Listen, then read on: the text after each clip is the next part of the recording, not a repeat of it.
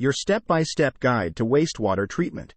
Setting up an appropriate wastewater treatment system is not just a legal but also a moral responsibility for every industrial business producing wastewater. The primary treatment usually involves the following 3 steps. 1. Screening.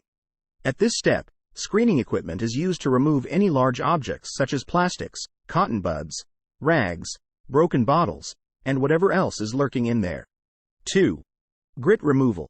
At the second step of primary treatment, grit is removed from the wastewater using grit chambers. 3. Primary settling. This step is all about removing that primary sludge using scrappers and then pumping the water out for further treatment, ultimately removing any macrobiotic solid matters. The secondary treatment stage usually consists of the following 4 steps. 4. Aeration. Activated sludge is mixed with wastewater by pumping air into aeration tanks, thus creating a thriving environment for microorganisms to biologically degrade the remaining organic matter. 5.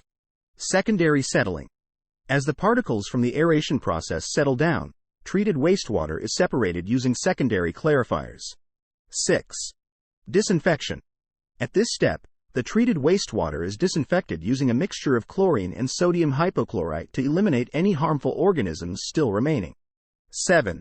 Discharge. Once the wastewater is filtered and disinfected, it's tested for multiple parameters such as making sure at least 98% of the pollutants are removed and the dissolved oxygen level is 200 mg per liter on average.